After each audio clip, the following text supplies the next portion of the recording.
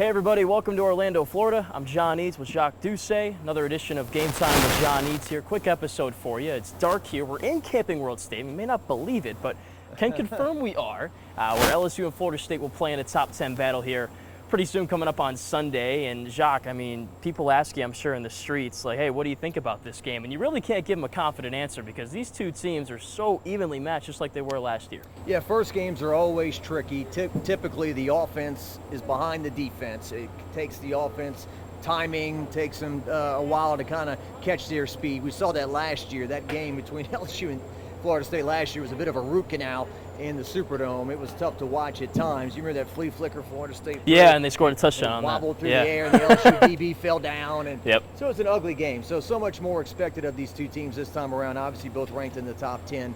And so it'll be interesting to see if Jaden Daniels indeed makes some plays down the field with his arm, tests the secondary. He's very good at checking down in the medium passing game.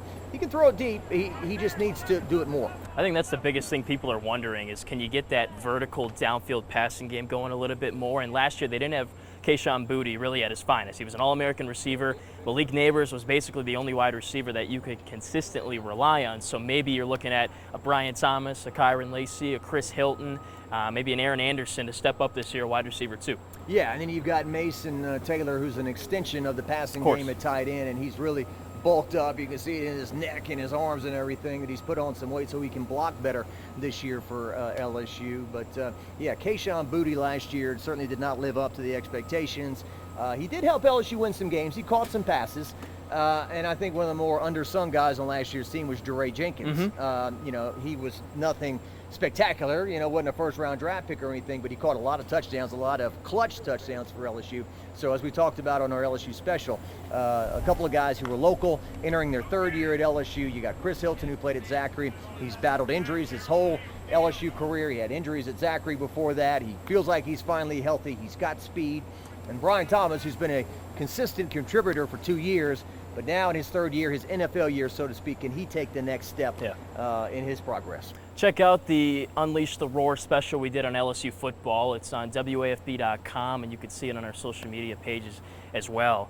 You know, last year you talk about Ja'Ray Jenkins' clutch touchdowns. How about the one he had against Florida State to what we thought would tie the game, but then Florida State blocked the PAT. So I think in this game, Florida State's got a great defense, very experienced, but last year some of their corners were susceptible when they weren't defending Malik Neighbors and Kayshon Boutte, Mason Taylor. Those auxiliary corners were, you know, susceptible to have guys make plays on them, like a Ja'Ray Jenkins. So maybe you look to a Thomas or an Aaron Anderson to make a play this year against some of those corners and special packages and situations. That may be the difference of the game right there. Yeah, Aaron Anderson is truly the wild card coming in. You spoke to Mike Scarborough of TigerBait.com, who's been recruiting for, I guess, almost 30 years now. And when he went to, and when Aaron Anderson went to Alabama initially, Mike was in a deep depression.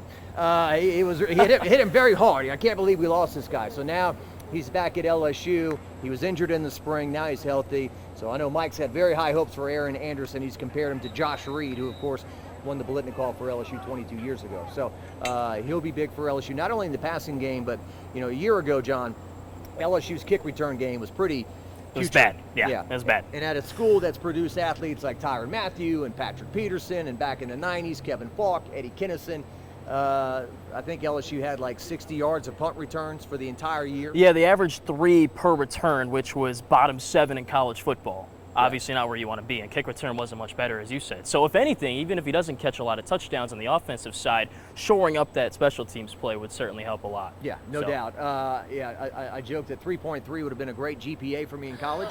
But on punt return, it's not so great.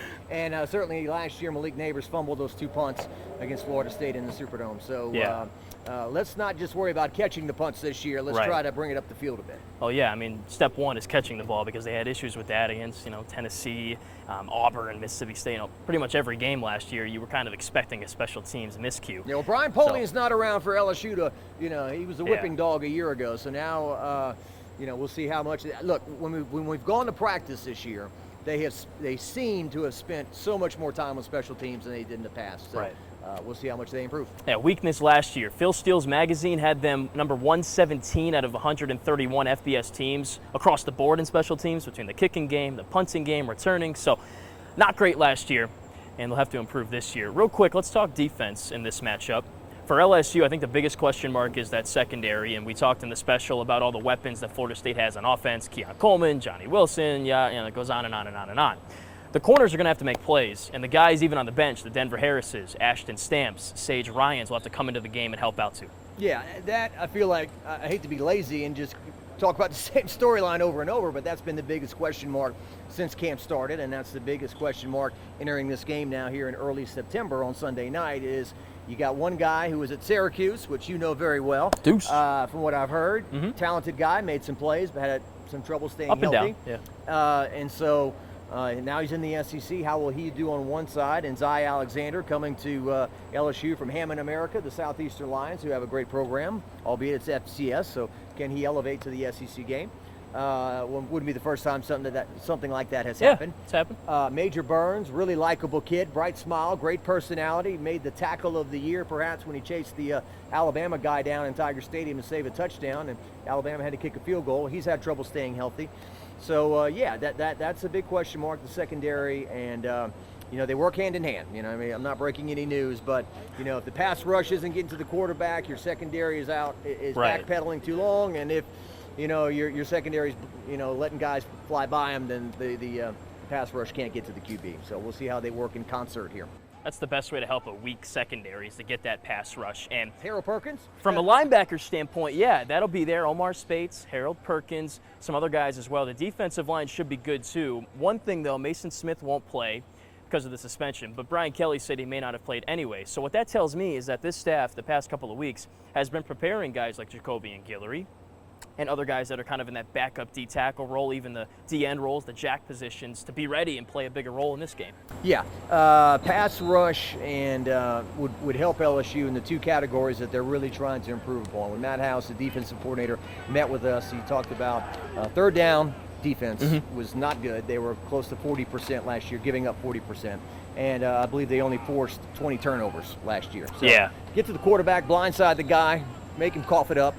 And on third down as well, let's not have people with all day to throw and would not rip the ball out. So those are two big aspects. I think that was my biggest key to this game is getting pressure on Jordan Travis, a guy that won't sit in the pocket and make throws. He likes to get out of the pocket quick and make quick reads. If they're not there, he's getting out of the pocket. Yeah.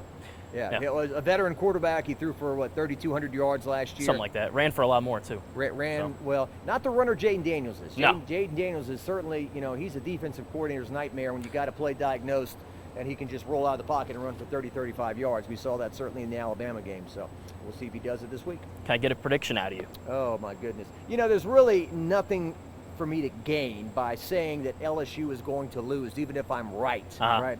So, Brian Thomas's father picked 31-20 LSU. All right. And I think I'll just lazily, I'm going to copy stamp that, put that on mine. LSU 31-20. All right, Control-C, Control-V for Jacques there with Brian Thomas's dad. Nice. I picked Florida State to win. When I was doing my season predictions, the only loss I think this year for LSU, I've got to double down on that. Spread for this game I think is in the neighborhood of 2. It should sit there. For LSU, favored? Yes, on a neutral field too, so there's no home field advantage there. I do think Florida State wins though, and I think it will be a really close game just like that. If you got money, don't put it on this game unless you're trying to give it away to charity, and Vegas being the charity. Well, the loser of the game, it's not a mulligan, but you can't take that loss week one. Yeah, if you lose, you got to win out. Right. Basically. If you want to make the playoff. Yeah.